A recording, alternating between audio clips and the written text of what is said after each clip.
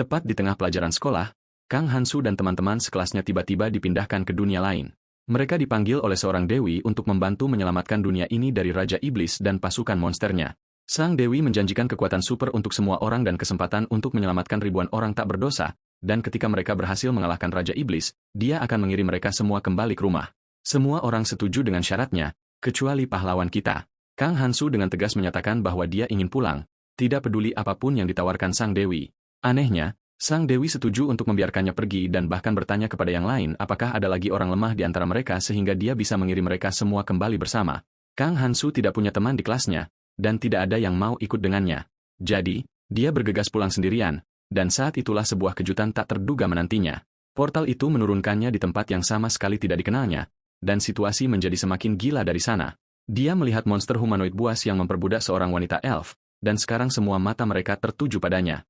Niat jahat mereka jelas terlihat dari sikap mereka, dan Hansu mulai panik, membeku di tempat. Dia tahu dia dalam masalah besar, jadi dia melakukan satu-satunya hal yang masuk akal dalam situasi gila ini. Dia berlari sekuat tenaga karena jika tidak, dia akan tamat. Semua siswa diteleportasi ke sebuah kota perlindungan. Proglia, Santa dari Kuil Agung, menyambut para pahlawan yang telah tiba di dimensi fantasia. Beberapa dewa lain juga hadir. Dia memperkenalkan dirinya dan memberitahu bahwa dia telah menantikan kedatangan mereka semua setelah menerima ramalan dari sang dewi. Dia memberitahu para siswa tentang dewa lain, Alsus, seorang ahli pedang dan pangeran dari kerajaan ahli pedang yang akan menjadi instruktur ilmu pedang mereka. Para siswi sangat antusias melihatnya, terpikat oleh penampilannya yang tampan. Tiba-tiba, sang Santa menanyakan kepada kepala sekolah tentang sang pangeran. Sang putri hendak angkat bicara, tetapi pada saat itu, sang putri tiba. Dia berseru bahwa dia akhirnya tertidur setelah minum terlalu banyak. Sang Santa berkomentar bahwa kejujuran Putri Athena adalah kelebihan sekaligus kekurangan, dan menasihatinya untuk tidak menyebutkan bagian kedua. Tiba-tiba, sang putri pingsan. Para pahlawan terkejut melihat pemandangan ini. Beberapa dari mereka memuji kecantikannya. Athena Archmazing, putri dari kerajaan Archmazing, juga diperkenalkan sebagai instruktur sihir bagi para pahlawan. Sang Santa memberitahu para pahlawan bahwa Putri Athena bersama Pangeran Alsus akan membantu mereka. Pada saat itu, Han Wu, yang telah membuka jendela status dan membagikan informasinya kepada yang lain, menyatakan bahwa mereka akan mengalami situasi serupa saat mereka naik level dan meningkatkan keterampilan mereka. Dia mengamati dengan saksama dan berusaha memahami jendela statusnya. Dia telah menerima berkah pahlawan yang secara otomatis menerjemahkan bahasa. Dia menganggapnya sebagai kemampuan seperti Ceat, tetapi khawatir karena banyak pesaing telah menerima berkah yang sama. Sambil mengamati, Chi Kongmin bertanya kepada Santa mengapa Dewi memerintahkan mereka untuk menerima berkah dari para dewa dan bagaimana cara melakukannya. Dia menjelaskan bahwa untuk menerima berkah, seseorang harus mendapatkan simpati dari dewa, karena setiap dewa memiliki kriteria masing-masing. Tiba-tiba, mereka semua diberitahu bahwa seorang dewa sedang mengamati tubuh para pahlawan dengan senyuman mesum. Mereka semua terkejut. Sang Santa menjelaskan bahwa setiap dewa memiliki standar mereka sendiri, tetapi masing-masing mencari orang yang akan mengalahkan Raja Iblis Agung. Dia juga meyakinkan mereka bahwa para dewa memang sedang mengawasi mereka, tetapi memperingatkan bahwa perhatian mereka tidak akan berlangsung selamanya. Dia mendoakan semoga mereka beruntung. Salah satu siswa bertanya apakah mungkin untuk menerima berkah apapun. Sang Santa tersenyum dan menepis gagasan itu, menyatakan bahwa dia tidak tertarik berurusan dengan sampah. Para siswa merasa tidak nyaman. Petualangan mereka di dunia fantasi yang penuh harapan dan impian akan segera dimulai. Di saat yang sama di sisi lain, Kang sedang berlari untuk menyelamatkan hidupnya. Dikejar oleh monster, Kang sangat kelelahan, jadi dia berhenti untuk mengatur napas. Tiba-tiba, monster-monster itu melemparkan panah ke arahnya. Mereka semakin dekat, berniat untuk melahapnya. Kang menyimpulkan bahwa tidak perlu terlalu banyak berpikir. Makhluk seperti ini tidak ada di bumi. Dia mulai percaya bahwa sang dewi telah menipunya dan tidak pernah berniat mengirimnya kembali. Dia kembali berlari, mengatakan pada dirinya sendiri bahwa jika ini adalah dunia fantasi, seharusnya ada semacam peristiwa ajaib untuk menyelamatkannya. Saat itu juga, sebuah jendela status tiba-tiba muncul di hadapannya. Dia penasaran mengapa seorang pahlawan dikategorikan di bawah kategori kutukan. Dia curiga ini adalah upaya jahat untuk menyingkirkannya dan masih tidak percaya menerima hukuman seperti itu. Dia memperhatikan fitur terjemahan otomatis dan menyadari bahwa dia mungkin bisa berkomunikasi dengan mereka. Dia berteriak pada mereka, meminta untuk mendiskusikan situasinya. Monster-monster itu mulai berteriak, kaget karena dagingnya bisa berbicara. Kang bergumam bahwa dia hanya ingin bertemu orang tuanya dan memohon belas kasihan. Tiba-tiba, sebuah panah mengenai kakinya. Dia melihat banyak peri menembakkan panah ke arah monster. Dia percaya pertempuran antara makhluk fantasi ini telah pecah dan memanfaatkan kesempatan itu untuk melarikan diri. Dikuasai oleh rasa sakit, dia bersumpah tidak akan pernah berdoa kepada sang dewi lagi. Sementara itu, Seorang dewa sedang mengawasinya. Dia tiba-tiba diberitahu bahwa seorang dewa tertentu sedang mengintipnya. Kang memutuskan lebih baik mati daripada berdoa kepada dewa. Tiba-tiba, seorang dewa tertentu mendekatinya. Dia memohon, tidak mengerti apa yang terjadi, tetapi meminta untuk diselamatkan. Dia merasa tubuhnya bergerak lebih cepat daripada yang bisa diproses oleh pikirannya. Menanggapi suara yang tidak dikenal, dia diberitahu bahwa dewa itu mempertanyakan mengapa dia sendirian. Kang hendak memberikan jawaban, tetapi ragu-ragu. Menyadari dia tidak bisa mengatakan yang sebenarnya, dia bertanya-tanya apakah suara ini milik dewi yang sama atau mungkin salah satu sekutunya. Putus asa, dia memohon keselamatan. Dikuasai oleh rasa sakit, dia bertanya apakah ada dewa lain yang akan campur tangan. Dia menerima pemberitahuan bahwa dewa tertentu bersikap skeptis, bergumam bahwa tidak mungkin ada dewa lain yang hadir. Mereka menambahkan bahwa mungkin ada baiknya yang lain tidak ada. Kang yang kesakitan kemudian bertanya apakah dewa itu seorang orang luar, outsider. Dewa itu tidak akrab dengan istilah orang luar. Kang percaya dia membuat kesalahan dalam pilihan katanya, berpikir bahwa dalam bahasanya itu berarti seseorang yang berada di luar lingkaran sosial. Dia takut menjelaskannya bisa mengundang kutukan lagi. Sebaliknya, dia mengatakan bahwa seorang orang luar mirip dengan serigala tunggal yang berkeliaran di alam liar. Dia kemudian diberitahu bahwa dewa tertentu menghargai definisi ini. Kang yang lega meminta untuk diselamatkan sekali lagi. Setelah beberapa saat, dewa itu bertanya apakah Kang benar-benar seorang orang luar. Kang sebenarnya bukan, tetapi dia berbohong, mengklaim bahwa dia juga seorang orang luar, menjelaskan bahwa teman-teman sekelasnya dipanggil ke kuil sementara dia ditinggal sendirian.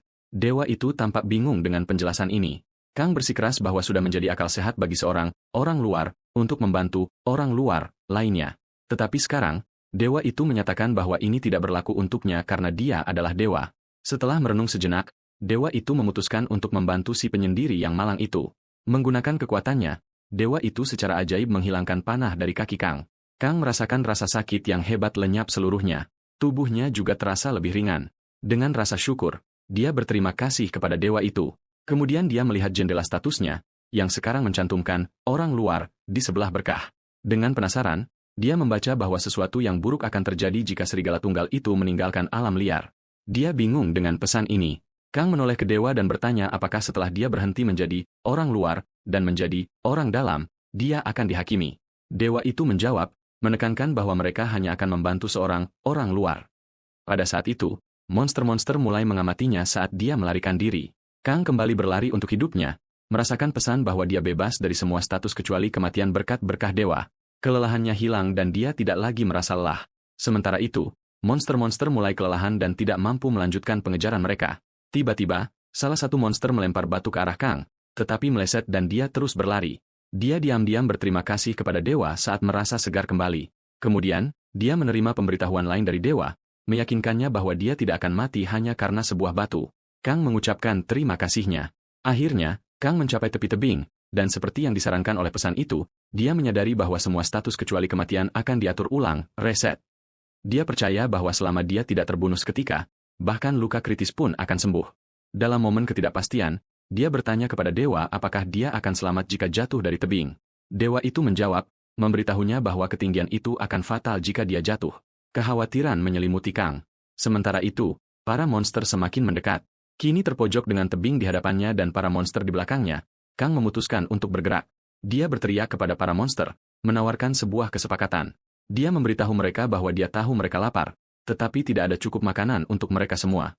Sebaliknya, dia menawarkan sebuah perjanjian. Siapapun yang menangkapnya lebih dulu akan dapat berpesta dengan dagingnya yang lezat. Para monster, yang bersemangat dengan gagasan menangkap Kang pertama kali, bergegas ke arahnya dengan penuh semangat. Kang mengamati ketertarikan mereka pada dagingnya dan berpikir dalam hati bahwa meskipun dia tidak keberatan dengan perhatian itu, jelas sekali makhluk-makhluk ini terobsesi. Dengan senyuman, dia memutuskan untuk jatuh dari tebing, menyeret para monster untuk mengejarnya. Setelah beberapa saat, dia membuka matanya dan mendapati bahwa dia tidak mati. Tubuhnya terasa seolah-olah hancur lebur, tetapi dia yakin itu mungkin hanya imajinasinya. Perlahan, dia berdiri, terkejut bahwa dia masih hidup. Tiba-tiba, sebuah notifikasi muncul, memberitahukan bahwa dewa tertentu terkesan dengan daya tahan hidup sang pendatang yang luar biasa. Tepat saat dia memproses informasi ini, salah satu monster mendekatinya, berniat untuk memakan dagingnya. Kang memperhatikan jendela status makhluk itu, penjagal bulan biru dan menyimpulkan bahwa keselamatannya, meskipun tidak memiliki berkah apapun, telah membuatnya menjadi target yang menarik. Di banyak dunia RPG fantasi, karakter naik level dengan mendapatkan pengalaman dari mengalahkan musuh yang kuat. Musuh dengan level lebih tinggi menawarkan poin pengalaman yang lebih banyak, yang membuat mereka jauh lebih berharga untuk dikalahkan. Kang mengambil batu di dekatnya, menggunakannya untuk memukul monster itu dan berhasil membunuhnya. Sementara itu, kembali bersama para siswa, Sang Suci memberitahu mereka bahwa menaikkan level dan menerima berkah adalah dua cara utama untuk menjadi lebih kuat. Seseorang dapat naik level dengan mendapatkan pengalaman dari membunuh makhluk yang memiliki jendela status. Atau mereka bisa mendapatkan berkah langsung dari para dewa. Choi Kang-min, yang yakin dengan kemampuannya, memutuskan untuk berdoa kepada para dewa, meminta berkah untuk meningkatkan kekuatannya. Tepat saat dia melakukannya, Sang Suci menyela, mengingatkan para siswa bahwa menerima berkah bukan berarti prosesnya sudah selesai. Para dewa akan terus mengawasi mereka, mengamati tindakan mereka. Yuborra mengangkat tangannya, tampak bingung, dan bertanya apakah ini berarti para dewa akan mengawasi mereka sepanjang hari, setiap hari. Sang Suci mengangguk sebagai konfirmasi. Beberapa siswa merasa canggung membayangkan para dewa mungkin mengawasi mereka bahkan di saat-saat paling pribadi seperti saat mandi atau mengurus urusan pribadi mereka. Pada titik ini, Sang Suci mengklarifikasi, menjawab kekhawatiran mereka dan menjelaskan bahwa dewa bukanlah manusia. Dia meminta mereka untuk tidak menilai dewa berdasarkan standar manusia. Beberapa dewa yang berbicara melalui jendela status meyakinkan Yuborra bahwa mereka tidak tertarik mengamati kegiatan biasa seperti itu. Tiba-tiba, Jang Mayon, atau Ibore, begitu dia dikenal, dipilih secara khusus oleh para dewa. Mereka menjelaskan bahwa mereka akan memberikan berkah yang lebih baik kepada mereka yang mereka anggap menarik. Beberapa dewa menyatakan kekaguman atas tindakannya, dan sebagai hasilnya, dia menerima sebuah berkah. Dia berseri-seri dengan kebahagiaan, meskipun para siswa bertanya-tanya apa yang akan dia lakukan dengan kekuatan barunya ini. Hal itu menjadi jelas saat berkah itu bermanifestasi sebagai pesona, sebuah kekuatan yang membuat tubuhnya memancarkan aroma menawan, yang terus meningkatkan peluang untuk menarik lawan jenis. Namun, Sang Suci dengan cepat turun tangan, menginstruksikan Jang untuk tidak segera menggunakan berkah pesona itu. Jang protes, mengaku tidak tahu cara menghentikan efeknya. Pada saat itu, seorang dewi yang polos menyatakan ketidaksenangannya pada sifat tidak murni dari berkah semacam itu. Sang Suci, sambil menggelengkan kepalanya, mengakui bahwa semuanya sudah terlambat karena Jang sekarang akan menghadapi konsekuensi dari tindakannya. Para siswa terkejut menyaksikan pergantian peristiwa ini. Sang Suci kemudian menjelaskan bahwa meskipun dewa dapat memberikan berkah, mereka juga memiliki kekuatan untuk memberikan kutukan kepada pahlawan yang mereka anggap tidak menyenangkan. Jang, terkejut, mengaku tidak tahu tentang kemungkinan ini. Sang Suci menjelaskan bahwa dia baru saja akan memberitahu mereka tentang detail penting ini. Saat hukuman mulai berlaku, Jang berteriak kesakitan. Dia meminta maaf, tetapi Sang Suci menjelaskan bahwa sekali seorang pahlawan menerima berkah atau kutukan, itu akan tetap melekat pada mereka sampai kematian mereka. Selain itu, efeknya akan menjadi lebih kuat seiring dengan peningkatan peringkat mereka, dan level mereka tidak akan pernah turun setelah dinaikkan. Jenang, yang sangat khawatir, menyatakan keprihatinannya tentang betapa menyakitkannya kutukan itu pada peringkatnya yang masih rendah. Dia takut bahwa pada level yang lebih tinggi, rasa sakitnya bisa menjadi tak tertahankan atau bahkan fatal. Athena mendekatinya, menawarkan kata-kata penghiburan dan kepastian. Dia memberitahu Jenang untuk tidak menyerah, menjelaskan bahwa berkah dapat membantu mengimbangi efek kutukan.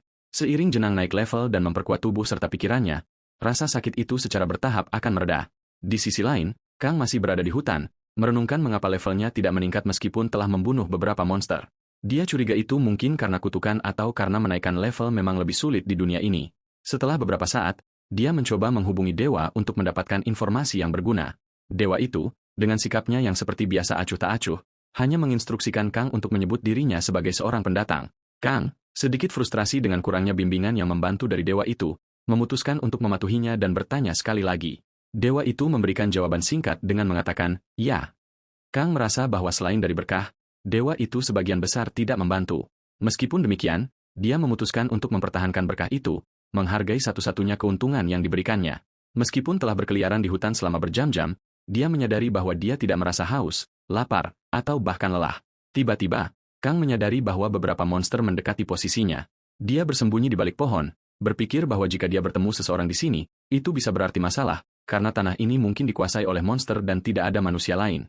Pada saat itu, seorang dewa tertentu mengiriminya pesan, memberitahukan bahwa seorang pendatang yang tidak berdaya akan mati dengan damai jika dia melukai dirinya sendiri. Kang bertanya-tanya tentang pernyataan misterius dewa itu, tetapi memutuskan untuk tetap waspada. Para monster, yang mencium aroma darah, menjadi bingung dan tidak dapat menentukan arah mana yang harus diambil. Kang merasa lebih energik dan kini dilengkapi dengan pisau yang pernah menjadi milik penjagal bulan biru, merenungkan langkah selanjutnya. Bilahnya tajam dan dia siap menggunakannya. Sementara itu, dewa menawarinya dua dukungan, meyakinkannya bahwa dia tidak akan menemui kematian yang terlalu dini. Mengamati sulur-sulur pohon di dekatnya, Kang memutuskan untuk memotongnya. Dan saat dia bekerja, dia merasakan kehadiran dewa yang mengawasinya dengan mata kabur. Dia mengikat pisau itu dengan aman di sebuah kantong darurat sebelum menoleh kepada dewa dan bertanya apakah dewa itu akrab dengan gaya sentrifugal. Dengan menggunakan sulur itu, Kang mengikat sebuah batu padanya dan mulai memutar sulur itu, bersiap untuk menunjukkan kepada para monster kekuatan sains.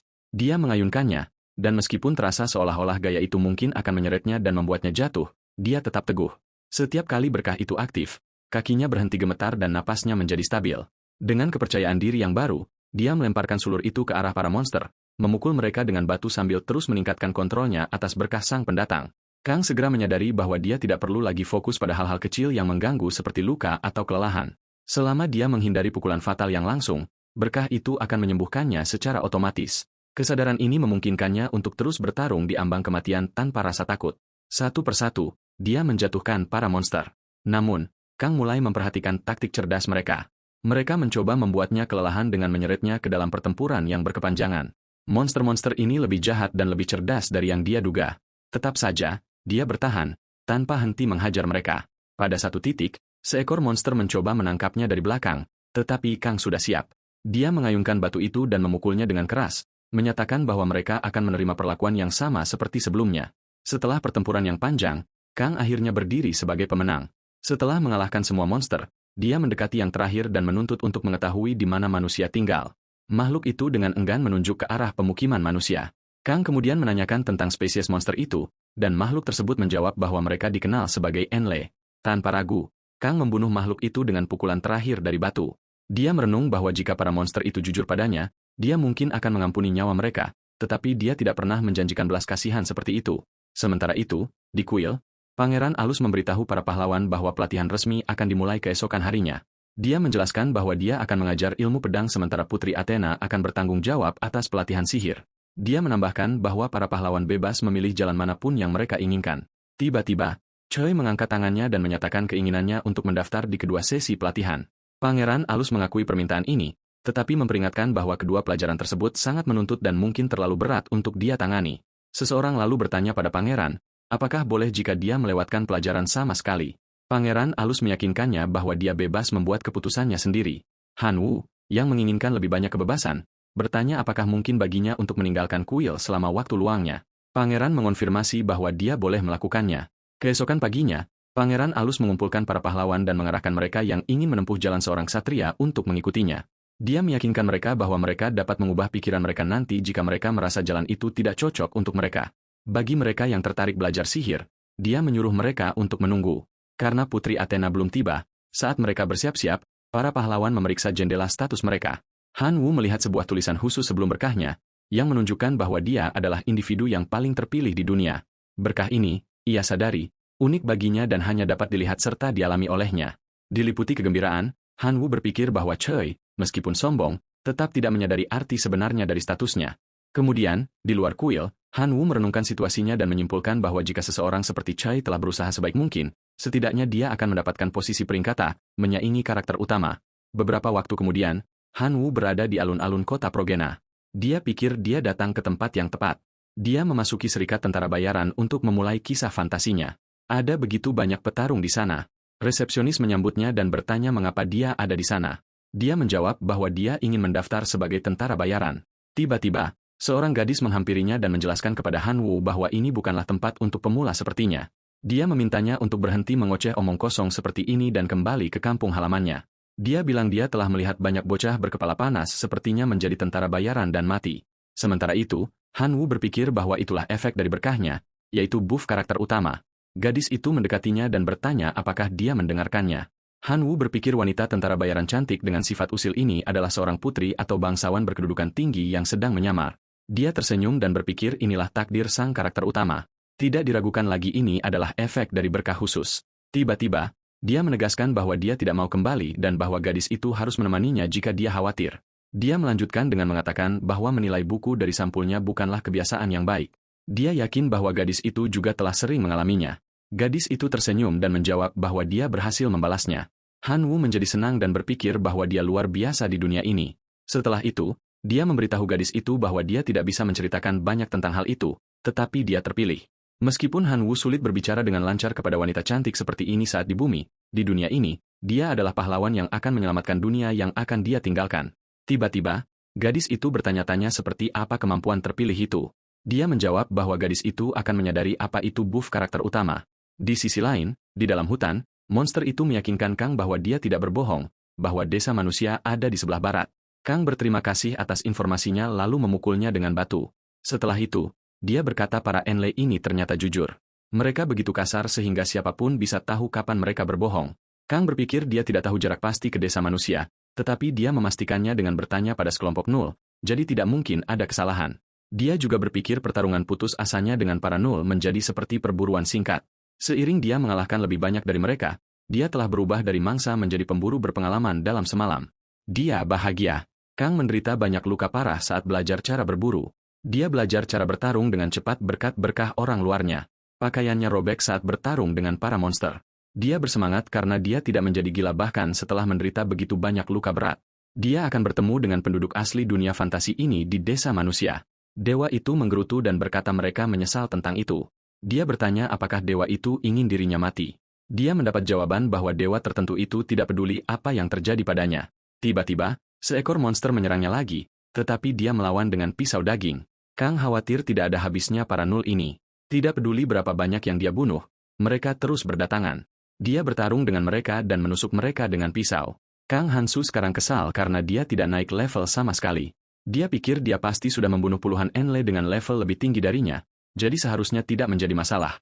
Dia mendapat pesan bahwa dewa tertentu menjadi gelisah. Setelah mengalahkan monster-monster itu lagi, dia bisa mendengar bahasa dari ras yang ramah yang tidak bisa dia mengerti.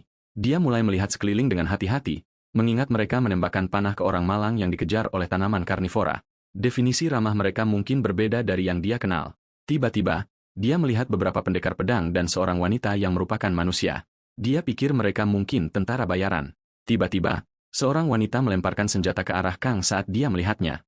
Mereka semua akan menyerangnya. Dia lalu berkata bahwa dia hanya mencari desa manusia. Dia menyembunyikan belatinya dan duduk, memberi isyarat bahwa dia menyerah karena dia menentang kekerasan. Kang tahu bahwa tidak ada yang berubah. Mereka tidak bisa berbicara satu sama lain, tetapi manusia tidak hanya berkomunikasi dengan kata-kata. Bahasa tubuh menunjukkan kecenderungan untuk menghindari konflik, dan suara yang ramah tidak membuat orang lain waspada. Dia pikir mereka tidak bisa melakukan percakapan yang rumit dengan cara ini, tetapi setidaknya ini seharusnya bisa tersampaikan. Tapi wanita itu akan menembakkan panah ke arahnya. Kang menghentikannya dan meyakinkannya bahwa orang dari dunia lain tidak menggigit dan bahwa dia baik kepada orang dari dunia lain. Para tentara bayaran menahan diri untuk tidak membunuhnya. Setelah beberapa saat, Kang mendapati dirinya bepergian bersama mereka melewati hutan lebat. Wanita dan pria itu mencoba berbicara dengannya dengan ekspresi serius, tetapi kata-kata mereka asing bagi Kang. Dia bisa menggunakan isyarat untuk setidaknya memberitahu mereka siapa namanya, tetapi selain itu, dia tidak bisa mengerti satu kata pun. Tidak membantu bahwa bahasa asing selalu menjadi mata pelajaran yang menurunkan IPK-nya. Kang berpikir lega karena dia bertemu dengan beberapa orang yang ramah. Setidaknya orang-orang ini tidak memulai dengan menembakkan panah ke arahnya, tidak seperti para peri. Dan dia juga tidak perlu terlalu khawatir bertemu monster. Dia tidak bisa melihat jendela status orang-orang ini, tetapi dia yakin bahwa tentara bayaran bersenjata lengkap akan lebih kuat daripada seseorang di level 1. Dewa meyakinkan Kang bahwa dia tidak bersikap seperti orang luar sekarang, tetapi Kang mengabaikannya. Dewa tertentu merengek padanya untuk tidak berbicara dengan mereka setengah hati. Dia menjawab bahwa berbicara lebih santai ketika seseorang menjadi lebih akrab denganmu adalah hal yang normal. Kang berpikir bahwa dia bisa bertemu orang, tetapi dia masih hanya bisa bercakap-cakap dengan para dewa. Namun, dia berhasil mengetahui nama orang-orang ini berkat penggunaan bahasa tubuh. Pria tua berbulu ini adalah Gary. Dia berspekulasi bahwa Gary adalah pemimpin kelompok ini. Dia membawa pedang raksasa tanpa menunjukkan sedikit pun kelelahan. Kang merasa dia sangat kuat. Tiba-tiba, seorang pria lain memanggil dan memeluknya. Namanya Cole. Cole lebih kecil dari Gary, tetapi memiliki tubuh berotot yang berpengalaman dan sering tertawa. Dia memiliki pedang panjang di setiap pinggangnya. Wanita itu bernama Misa. Dia adalah penyerang jarak jauh kelompok itu dan sering menggunakan busur silang raksasa yang terbuat dari baja. Berdasarkan ukurannya, Kang tidak berpikir tujuan utamanya adalah untuk melawan manusia. Dia menunjuk jarinya ke suatu arah. Kang menyadari bahwa dia ingin menunjukkan sesuatu padanya. Dia melihat asap dari kejauhan. Asap itu bukan dari kebakaran hutan. Seharusnya itu adalah asap cerobong yang mengepul dari sebuah rumah. Kang senang menemukan tempat di mana orang-orang tinggal. Tiba-tiba, dia mendapat pemberitahuan bahwa dewa tertentu menatap orang luar yang berani itu dengan tidak senang. Kang berkata dia hanya berpura-pura akrab untuk melarikan diri dari hutan ini. Tiba-tiba, mereka semua mendengar suara berisik. Ada begitu banyak monster yang datang.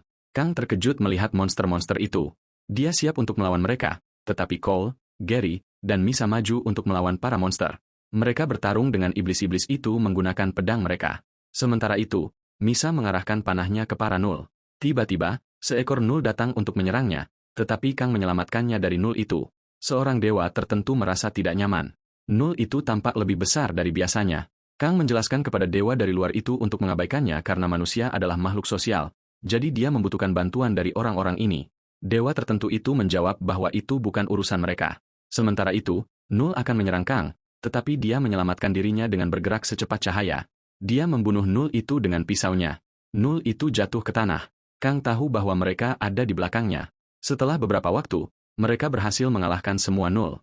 Kang berterima kasih kepada mereka dan mengatakan bahwa dia akan berada dalam masalah jika mereka tidak bersamanya, tetapi mereka semua memberinya tatapan yang sangar. Tiba-tiba, Misa menembakkan panah ke arah Kang, mengenai bahu kanannya. Dia pun terjatuh setelah itu. Para tentara bayaran berdiri di sekitar tubuh Kang yang tak bernyawa. Cole mengungkapkan kekagumannya atas wawasan Misa, menyatakan bahwa rencana mereka telah terganggu karena para Null. Namun, Misa melihatnya sebagai sebuah kejadian yang menguntungkan. Dia berkomentar bahwa perilaku kacau Null telah memberi mereka gambaran sekilas tentang betapa berbahayanya Kang sebenarnya. Dia mengakui bahwa pada awalnya dia meremehkannya, berpikir bahwa seseorang sekurus dia pastilah lemah. Namun, tidak hanya dia bertarung lebih baik dari yang dia perkirakan, tetapi bahasa asingnya yang aneh juga membuat segalanya lebih merepotkan. Bray menyarankan agar mereka tetap pada rencana awal mereka. Cole setuju, meskipun dia menyesali kejadian itu, menambahkan bahwa Kang kemungkinan besar tidak akan mau dijual sebagai budak. Gary, yang selalu praktis, mengusulkan agar mereka mengambil apapun yang mereka bisa dari Kang. Dia menyebutkan bahwa mengambil belati darinya adalah pilihan terbaik mereka karena bisa jadi nilainya lebih dari yang mereka sadari. Dia menunjukkan bahwa hiasan rumit pada belati itu menandakan bahwa itu milik bangsawan Pri. Cole mendekati tubuh Kang untuk mengambil belati itu, hanya untuk mendapati bahwa Kang masih memegangnya dengan erat. Misa memperingatkan Cole untuk tidak lengah. Cole, menyadari bahayanya, memutuskan bahwa dia harus menghabisi Kang dengan pedangnya. Namun, sebelum dia bisa bertindak, Cole memperhatikan jendela status Kang. Ada dua syarat yang harus dipenuhi agar seseorang bisa melihat jendela status orang lain. Entah individu tersebut membagikannya dengan sukarela atau bisa dilihat melalui berkah khusus. Cole, terkejut dan kaget dengan perkembangan tak terduga itu, menjadi lengah. Tepat saat dia sedang memproses ini, Kang menyerangnya dengan belati. Gary dan Misa, terpana oleh kejadian yang tiba-tiba itu, menyaksikan Cole roboh. Kang berdiri tegak, tampaknya tanpa luka. Gary, yang kini marah besar, menargetkan Kang untuk dihabisi. Tetapi sebelum dia bisa bertindak, Kang melesat maju dengan kecepatan luar biasa dan menyerangnya dengan belati. Misa, yang mencoba menjatuhkannya dengan panahnya, mendapati bahwa panahnya tidak berpengaruh. Kang, tanpa terpengaruh, mencabut panah dari tubuhnya sambil menyeringai. Misa, yang sekarang putus asa, memohon untuk hidupnya, membungkuk di hadapannya sebagai tanda menyerah. Kang menggumamkan sesuatu padanya, meskipun Misa gagal memahami kata-katanya, dan dalam sekejap, dia membunuhnya. Setelah itu, Kang mengganti pakaiannya, merasakan ketidakpercayaan atas apa yang telah terjadi. Dia merenungkan betapa tidak nyamannya memikirkan senjata mematikan yang ditembakkan wanita itu padanya. Dia berbagi pemikiran ini dengan dewa, merasa bahwa itu mungkin pantas, tetapi fakta bahwa itu datang dari seorang wanita membuatnya tidak nyaman. Sementara itu, dewa terkekeh melihat ketidaknyamanannya. Dewa tertentu mengakui bahwa mereka menghormati preferensi yang tidak biasa dari orang luar itu, meskipun Kang membela diri, mengklarifikasi bahwa itu bukan masalah preferensi. Dia menjelaskan bahwa Misa adalah satu-satunya yang memiliki perawakan serupa dengannya. Kang juga memutuskan untuk membawa panah Misa, percaya bahwa itu mungkin berguna nanti. Sementara itu, kembali di kuil, Putri Athena meminta maaf kepada murid-muridnya atas keterlambatannya. Dia meyakinkan mereka bahwa dia sekarang akan memulai pelajaran tentang sifat sihir. Dia memberitahu mereka bahwa dahulu kala, sihir tidak ada di benua fantasia. Para siswa mulai berbisik-bisik di antara mereka sendiri. Beberapa menganggap sihir sebagai omong kosong, sementara yang lain berpendapat bahwa sihir itu murni praktis, berfokus pada aplikasi dunia nyata. Seorang gadis menyarankan bahwa sihir hanyalah kimia. Eubora, yang jengkel dengan gangguan itu, menegur yang lain karena mengganggu mereka yang sedang mencoba fokus. Putri Athena, memanfaatkan momen itu, menyatakan bahwa sihir sebagian besar adalah tentang bakat dan menjadi akrab dengan mana adalah hal yang penting. Dia mengakui bahwa dia juga tidak suka teori yang tidak perlu, menekankan bahwa bakat adalah faktor terpenting dalam menguasai sihir. Para siswa, yang tertarik dengan kata-katanya, bertanya tentang asal-usul sihir. Putri Athena berhenti sejenak, lalu menjelaskan bahwa sihir adalah bidang di mana bakat alami mengalahkan segalanya. Dia melanjutkan, mencatat bahwa bakat sering ditentukan oleh garis keturunan seseorang, meskipun pendidikan dan koneksi juga memainkan peran. Dia mendesak murid-muridnya untuk tidak pernah melupakan kebenaran ini. Putri Athena memperkenalkan dirinya sebagai Athena Archmazing, keturunan langsung dari Zion Arching, murid ke-12 dan suami ketiga dari sang pendiri. Dia dengan bangga menyatakan bahwa garis keturunannya sangat penting karena dia membawa baik garis keturunan maupun koneksi yang menyertainya. Para pahlawan dengan penasaran bertanya apa artinya itu bagi mereka. Sebagai tanggapan, Putri Athena menjelaskan bahwa mereka semua terhubung dengannya melalui pendidikan mereka dan bahwa menjadi muridnya akan memungkinkan mereka untuk membuka potensi tinggi mereka. Eubora merasa tidak yakin, mengangkat tangannya dan bertanya apakah seseorang tanpa garis keturunan atau koneksi bisa menjadi seorang penyihir. Athena dengan percaya diri meyakinkannya bahwa itu memang mungkin, tetapi dia menekankan bahwa mereka semua memulai dengan keuntungan besar karena koneksi yang mereka bagi dengannya. Dengan gembira, Athena berjalan ke arah Eubora, antusiasmenya terasa. Dia mengatakan bahwa meskipun dia akan menjelaskan detail lengkapnya nanti, untuk saat ini, Eubora harus maju ke depan. Sambil memegang tangannya, dia mengumumkan bahwa mulai saat ini, Eubora akan menjadi muridnya. Ruangan menjadi hening dan Eubora tampak tercengang. Athena lebih lanjut mengklarifikasi bahwa dia mengakui Eubora sebagai murid pertamanya. Zhang Me dan Cho Kang-min saling bertatapan kaget, terkejut dengan kejadian yang tiba-tiba itu. Putri Athena kemudian menginstruksikan Eubora untuk menciptakan peri sihir. Eubora berdiri diam sejenak, tidak yakin bagaimana harus melanjutkan. Setelah jeda singkat, Athena memberi selamat padanya, menyatakan bahwa Eubora sekarang adalah seorang penyihir seutuhnya. Namun, Eubora terlihat bingung dengan perubahan cepat yang terjadi di sekelilingnya. Saat kesadaran mulai meresap, jendela statusnya diperbarui, mengonfirmasi gelar barunya. Athena, dengan senyum kecil, mengakui bahwa dia lupa menyebutkan sesuatu yang penting. Mereka yang menjadi murid lebih awal dalam pelatihan mereka menerima transfer bakat yang lebih besar. Eubora, yang masih memproses, memperhatikan bahwa berkah peringkat C muncul bersamaan dengan status muridnya. Dia menyuarakan pengamatannya, mendorong Athena untuk menjelaskan bahwa berkah yang dia terima adalah bakat yang dia maksud sebelumnya. Dengan tatapan berpikir, Eubora membaca arti penyihir di jendela statusnya dan ragu-ragu. Dia kemudian menyuarakan keprihatinan kepada Athena, menjelaskan bahwa tanpa orang tua atau guru yang memiliki berkah sihir, dia ragu dia akan pernah bisa benar-benar menjadi penyihir, tidak peduli seberapa keras dia mencoba. Athena menatapnya, lalu bertanya apakah dia sekarang mengerti mengapa bakat begitu penting. Eubora mengangguk mengerti, membenarkan bahwa dia mengerti. Putri Athena merasa puas, mengakui pertanyaannya dan menawarkan sebuah demonstrasi. Dia mengangkat bola sihir kecil yang bersinar di tangannya, mengungkapkan bahwa sang pendiri, yang akhirnya naik menjadi dewa sihir, meninggalkan berkah bagi generasi mendatang. Berkah ini dirancang untuk membantu keturunan dan murid-murid mereka belajar sihir dengan cepat. Athena lebih lanjut menjelaskan bahwa seorang penyihir rata-rata akan mengandalkan berkah ini untuk menggunakan sihir dengan aman dan efisien. Dia menyebut praktik ini sihir putih. Para siswa menyaksikan dengan kagum saat pertunjukan itu berlangsung, jelas terkesan oleh penguasaan Putri Athena. Setelah ini, Athena menunjukkan kepada mereka sihir lain di mana tangannya terbakar. Para pahlawan terkejut melihat ini. Dia memberitahu mereka bahwa bakatnya selalu dibutuhkan untuk sihir. Dia memberitahu para pahlawan bahwa di tangan kanannya adalah sihir putih dengan berkahnya, dan di tangan kirinya adalah sihir hitam tanpa berkahnya. Tiba-tiba, kepala pelayan masuk, menarik pipi Athena, dan memberitahunya bahwa sepertinya dia lupa instruksi ketat dari Yang Mulia untuk tidak menggunakan sihir hitam. Athena menjawab bahwa dia hanya melakukannya untuk memudahkan para pahlawan mengerti. Pelayan itu menjawab bahwa dia akan melaporkan ini kepada ratu. Athena meminta maaf padanya. Tiba-tiba, seorang pangeran juga masuk untuk menyembuhkan Athena sementara dia memohon kepada pelayan untuk tidak memberitahukan masalah ini kepada ratu. Sebaliknya, Eubora ketakutan dan meminta maaf karena menanyakan pertanyaan seperti itu kepada Putri Athena. Tiba-tiba, keadaan Athena membaik dan dia memberitahu para pahlawan bahwa dia senang mengetahui mereka semua memahami bahaya sihir hitam. Beberapa pahlawan bertanya tentang sihir hitam dan apakah itu kekuatan jahat. Dia menjawab bahwa sihir hitam itu tidaklah jahat. Tidak seperti berkah sihir yang diturunkan dari pendiri mereka. Sihir hitam lebih seperti kekuatan sihir dari alam. Di sisi lain, Kang Han Wu tiba di sebuah desa. Dia bertanya kepada penjaga apakah dia memerlukan kayu bakar kering untuk menyalakan api. Penjaga itu tidak mengerti, tetapi Kang menggerakkan tangannya ke depan dan memberinya beberapa koin, sambil berkata bahwa dia mengerti apa yang dikatakannya. Dia masuk ke desa sambil berpikir bahwa ada banyak orang bersenjata berlarian di mana-mana, mungkin karena desa itu berada di hutan dengan tanaman karnivora. Setelah beberapa waktu, dia mandi dan mengeringkan tubuhnya, sambil berkata bahwa uang adalah yang terbaik karena memungkinkannya berteman dengan siapapun meskipun tidak bisa berbicara dengan mereka. Dia mendapat pesan bahwa dewa merasa tidak nyaman. Dia menjawab bahwa dia juga canggung karena sedang mandi. Dia bertanya kepada dewa tentang jenis kelaminnya dan mendapat jawaban bahwa dewa itu sekarang menjadi lebih tidak nyaman.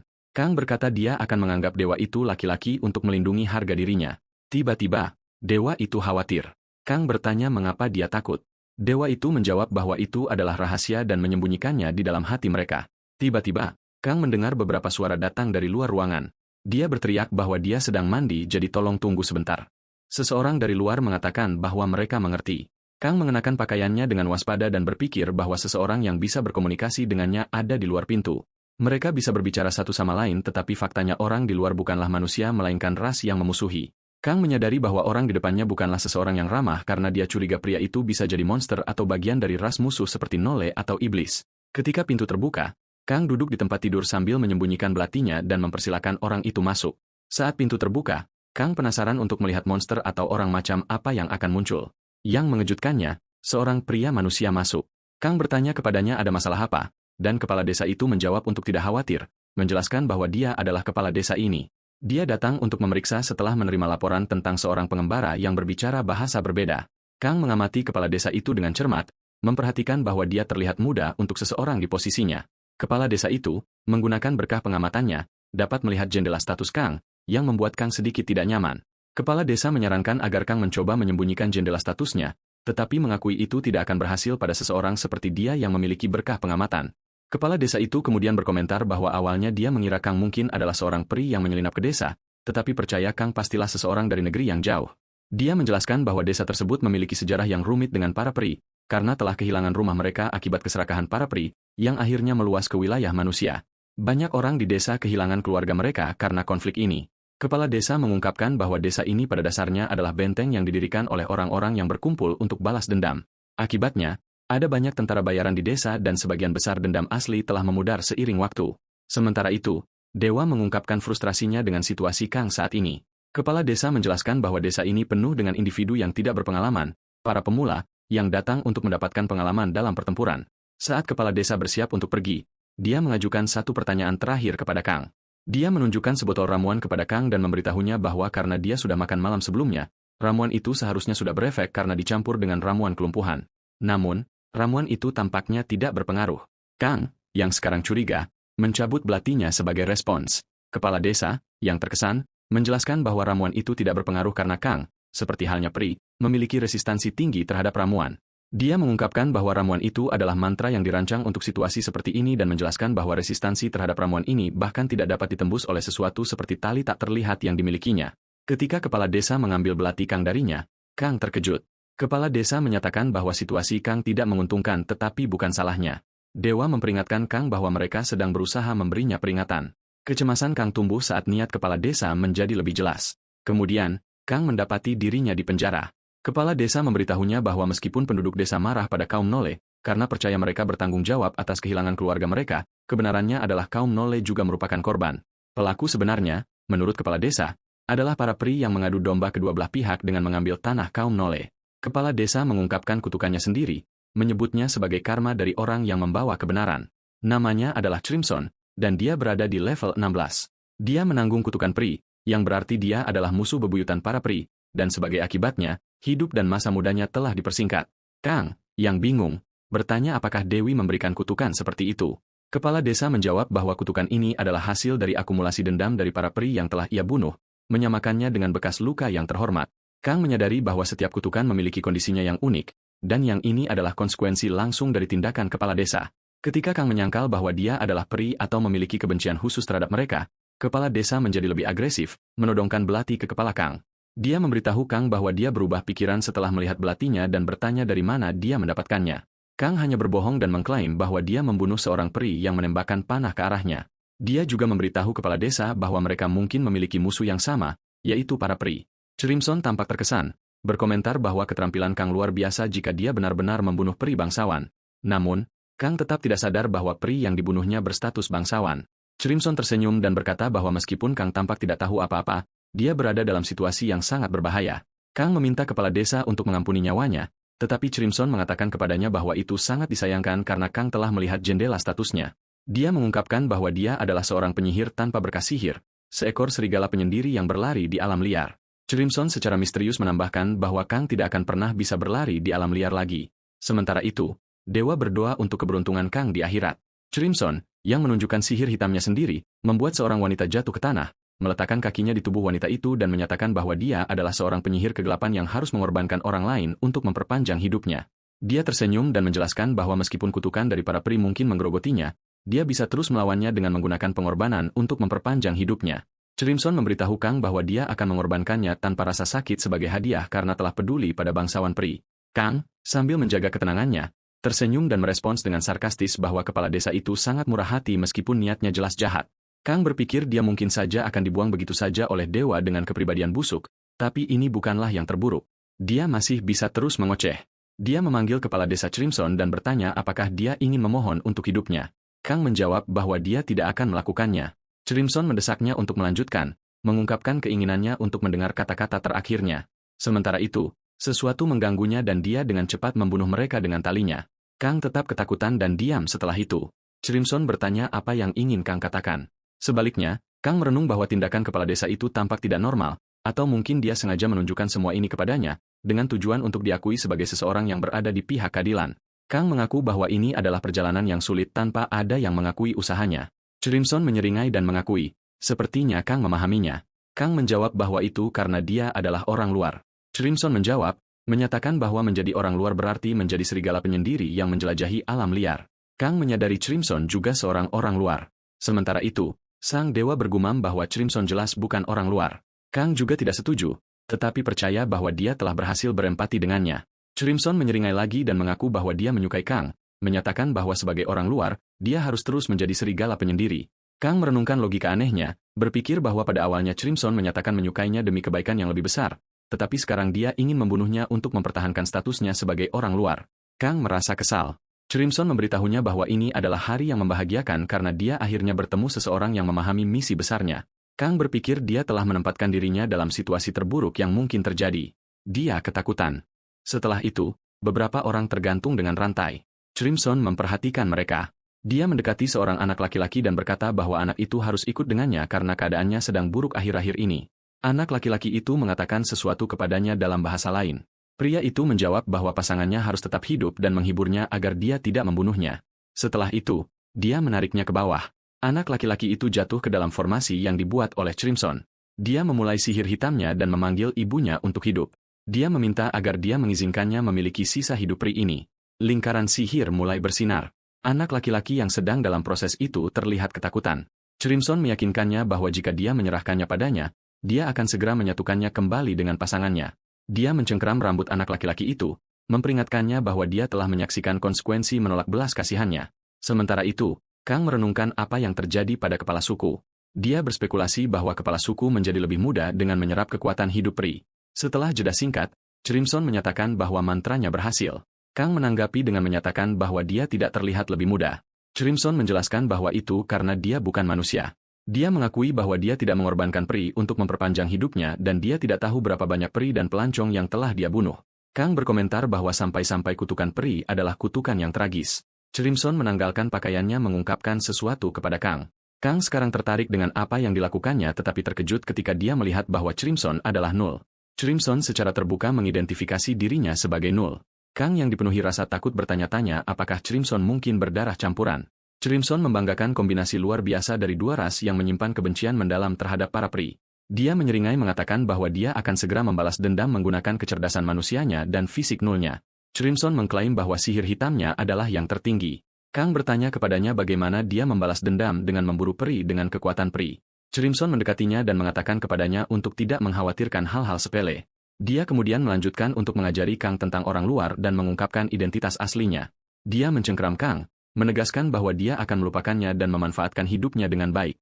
Kang mencoba memahami hal itu, dengan sinis menjawab bahwa Crimson telah banyak membantunya.